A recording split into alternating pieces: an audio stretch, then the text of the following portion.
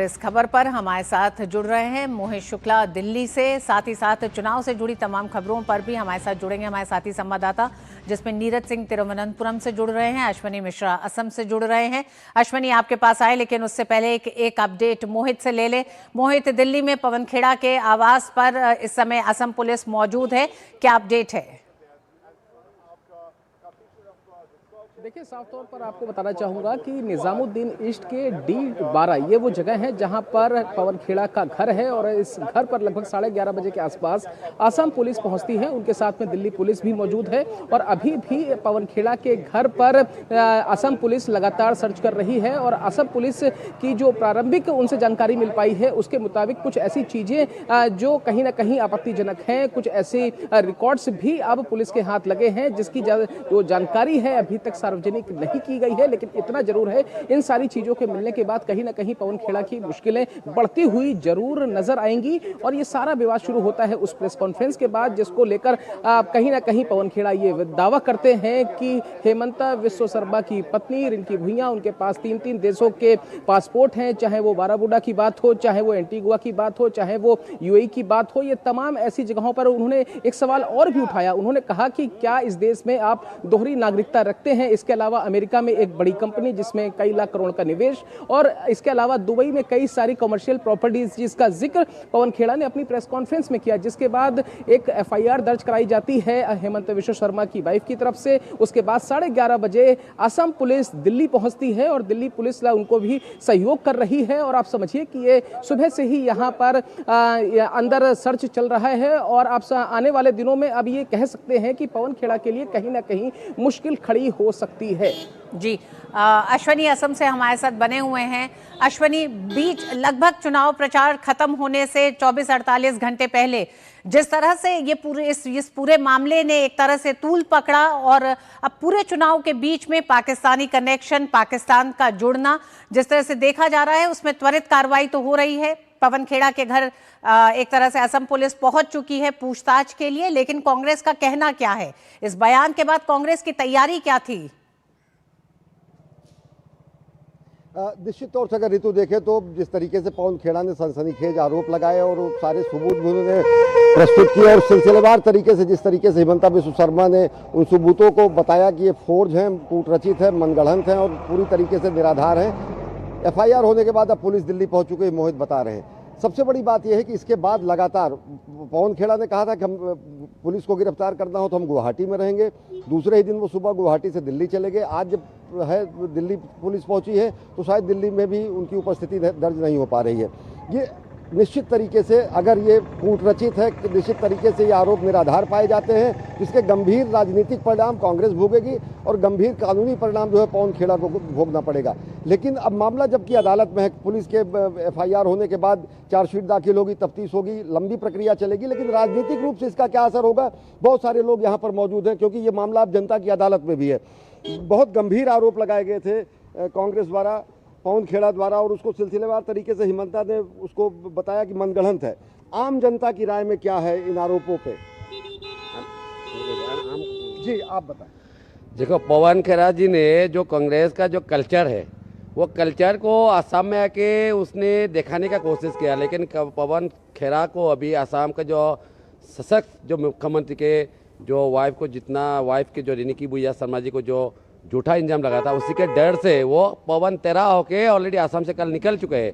अभी आगे देखने वाला है कि असर इस पे जनता के दिमाग में भ्रम तो पैदा ही होता है। अगर ये बातें सही निकली तो उसके अलग परिणाम होंगे, गलत निकली तो उसका चुनाव पर भी असर पड़ता है। देखिए, ये कोई चुनाव का कोई असर पड़ने वाला कंप्लीट झूठा इंजाम है और इसका आगे में जांच चल रही है और बहुत जल्दी पवन खेड़ा को अदालत में आना, कटघरे में आना पड़ेगा। और हम लोग इसका मांग कर रहे हैं और हम लोग असम के जनता की तरफ से भी मांग कर रहा है और हम लोग का CM को भी पूरा विश्वास है और प्राइम मिनिस्टर का पूरा विश्वास है कि इसका जल्द से जल्द कार्रवाई होगा। अश्वनी, एक सवाल। अश्वनी, जहां एक तरफ अश्वनी, जहां एक तरफ हम देख रहे हैं कि कांग्रेस एक बड़ा आरोप लगा रही है हेमंत बिस्व शर्मा और उनकी पत्नी को लेकर, तो वहीं दूसरी तरफ हेमंत बिस्व शर्मा को तमाम हम रैलियों में और जनसंपर्क में देख रहे हैं। लोगों के बीच जिस तरह का उत्साह, एक नए अंदाज में भी, एक नए अपनी भाव भंगिमाओं के साथ भी हेमंत बिस्व शर्मा जनता के बीच में दिखाई दे रहे हैं। 10 साल का एक तरह से कामकाज का लेखा जोखा, लेकिन क्या इस 10 साल की तुलना इस पूरे चुनाव में कांग्रेस के 10 साल और बीजेपी के 10 साल के तौर पर देखा जा रहा है? निश्चित तौर से डबल इंजन सरकार की उपलब्धियां, हिमंता बिस्व शर्मा और यहाँ के मंत्रिमंडल के द्वारा किए गए कार्यों को तो रखा ही जा रहा है। और उससे बड़ी बात यह है कि कांग्रेस के अपने राजनीतिक वर्चस्व और अब तो इस तरीके के आरोपों के बाद विश्वसनीयता और साख और कांग्रेस के किए गए कार्यों का मूल्यांकन जनता कर रही। जनता से ही हम पूछते हैं, आप ये बताएं कि 10 साल तरुण गोगोई का शासन रहा, 10 साल का ये शासन रहा है हिमंता बिस्व शर्मा का, कितना अंतर दिखता है? खास करके मैं ऋतु बताऊं, मैं बराक वैली में हूं जो सिलचर का अलग इलाका है।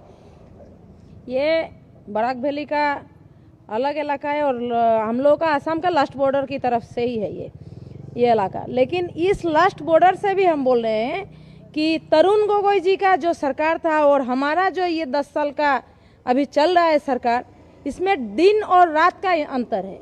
क्योंकि हमारा सरकार जो कुछ कर रहा है ना, दिख रहा है, और उनका था कि देखना तो बहुत दूर की बात, सोचना भी हम लोग का कभी सपने में भी नहीं था कि वो लोग कुछ कर सकता है, कोई रास्ता बना सकता है, किसी गरीब का उद्धार कर सकता है। ये उनका सोच के बाहर है। जी ऋतु, समय कम होगा, एक चीज मैं और बताऊंगा। कांग्रेस के ऊपर हमेशा आरोप लगता रहा कि क्योंकि तरुण गोगोई जोरहाट से, टाटी बोर्ड से वो चुनाव लड़ते थे, जोरहाट से उनकी राजनीतिक यात्रा शुरू हुई थी, तो अपर असम का जो इलाका है वो इस बराक वैली से तुलना में कहीं ज्यादा विकसित किया गया था। लंबा एक जिसको कहते हैं उपेक्षित रखा गया था इस पूरे समूचे बराक वैली को। जहां मैं खड़ा हूं ये श्रीभूमि कहा जाता है, करीमगंज का इलाका, इसके बाद बांग्लादेश का बॉर्डर शुरू होता है। बहुत सारी ऐसी यहाँ पर स्थितियाँ थी जो कि लोगों के बुनियादी सुविधाएं नहीं थी, लेकिन अब वो पूरा का पूरा बदला हुआ 10 साल में विकास दिखता है, चाहे वो सड़क हो, चाहे वो हाईवेज हो, चाहे अन्य स्थितियाँ हो, चाहे कनेक्टिविटी हो, और वो निश्चित तरीके से इस पूरे बराक वैली में, इस पूरे क्षेत्र में जनादेश को तय करेगा। रितु जी, अश्विनी बने रहिएगा हमारे साथ। तिरुवनंतपुरम से नीरज भी हमारे साथ है। नीरज, तिरुवनंतपुरम को लेकर, केरल को लेकर भी जो इस समय बात हो रही है, वो कांग्रेस के कुछ बयानों पे तो जरूर चर्चा हो रही है। मल्लिकार्जुन खड़गे के कुछ इस तरह के बयान रहे हैं।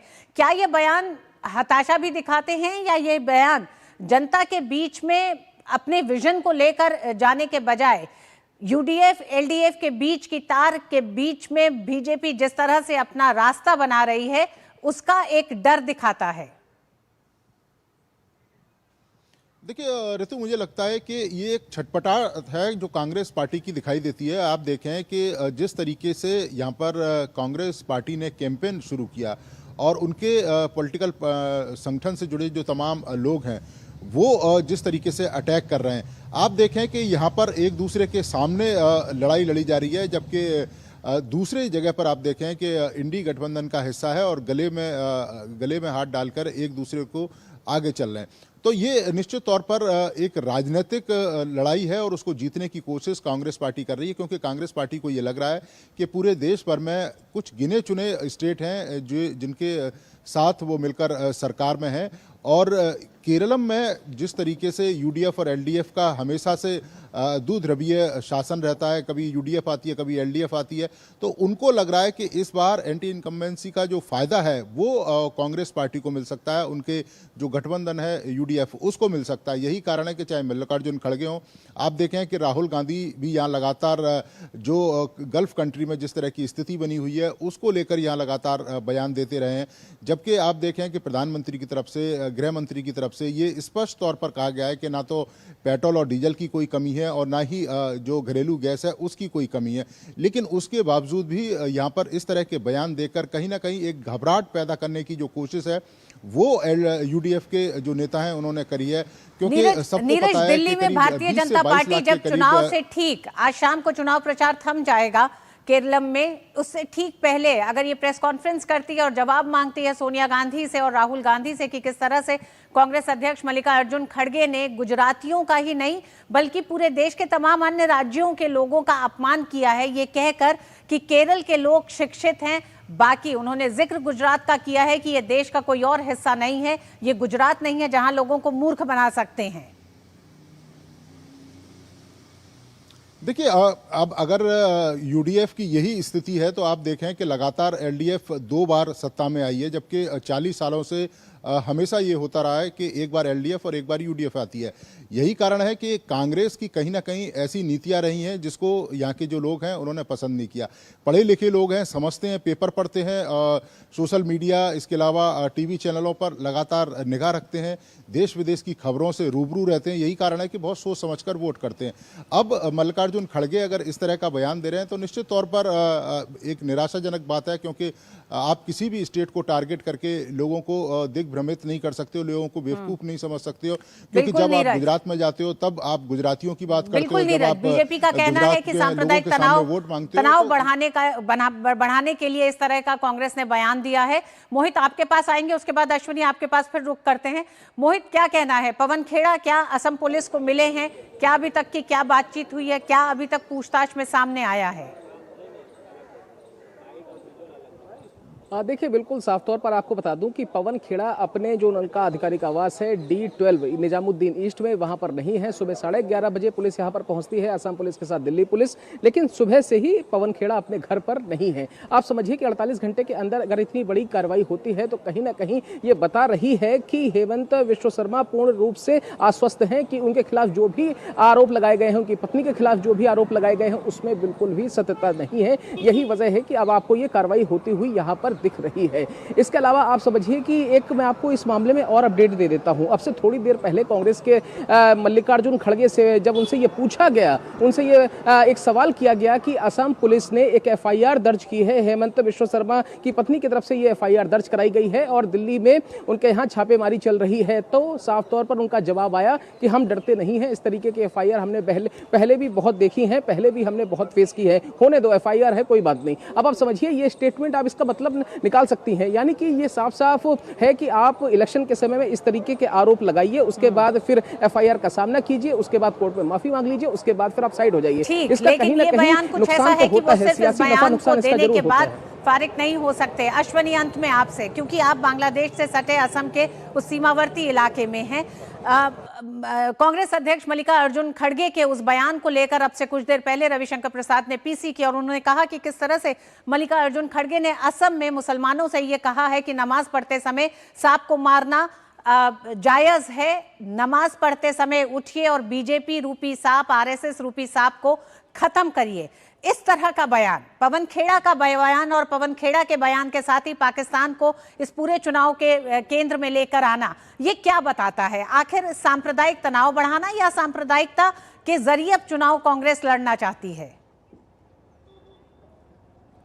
देखिए, ये ध्रुवीकरण करने की कोशिश है पूरी तरीके से, और कांग्रेस ने शुरुआती दौर में अल्पसंख्यक वोटों का ध्रुवीकरण करने से परहेज किया। AIUDF से बदरुद्दीन अजमल से उन्होंने एक रणनीतिक दूरी बनाई, लेकिन अब जब खुद पार्टी चीफ इस तरीके से, पार्टी अध्यक्ष इस तरीके से कहते हैं कि नमाज पढ़ते वक्त भी अगर सांप दिखाई दे तो भाजपा और संघ जैसे सांप और सपोलों को मार देना चाहिए, तो आप ये समझे कि एक कॉन्स्टिट्यूएंसी जो है जिस तरीके से वो जिसको एड्रेस करना चाहते हैं उसको वो कर रहे हैं, और इसके रिपरकशंस भी होंगे। इसके रिपरकशंस पिछले चुनाव में भी दिखे थे, जब AIUDF से बदरुद्दीन अजमल से चुनाव समझौता करते हुए 16 सीटें बदरुद्दीन अजमल ने जीती थी और कांग्रेस को उतना फायदा नहीं हुआ था। किस तरीके का आप देखते हैं कि यहाँ पर अब चुनाव पोलराइज होता दिख रहा है? कि मल्लिकार्जुन खड़गे का भी बयान आया है, उसके अलावा उन्होंने कहा कि ऐसे राज्य जो भाजपा को वोट देते हैं वो मूर्ख राज्य हैं। इन सब बयानों पे, या सांप और भाजपाई दिखे सांप को मार देना चाहिए, इन बयानों पे जनता की क्या राय दिखती है? देखो, यहाँ पे साफ साफ है, भारतीय जनता पार्टी का ये चुनाव में कम से कम 100 का आंकड़ा पार करेगा। नहीं, इस बयान पे बताइए कि अश्विनी, हम समझते हैं कि जनता लगातार तमाम राजनीतिक पार्टियों के नेताओं के बयानों को सुन रही है और महज अब कुछ ही वक्त है चुनाव प्रचार थमने में, और उसके बाद ये जनता की बारी होगी 9 तारीख को जब वो अपना वोट करेंगे। इन तमाम बयानों पर एक तरह से जनता की राय क्या है वो और साफ हो जाएगी। बहुत बहुत धन्यवाद अश्विनी अभी तक की जानकारी के लिए। नीरज, आपका भी हमारे साथ जुड़ने के लिए, मोहित आपका भी जुड़ने के लिए और जानकारी के लिए धन्यवाद। और मीडिया प्राइम में वक्त एक छोटे से ब्रेक का है, आप देखते रहिए DD न्यूज।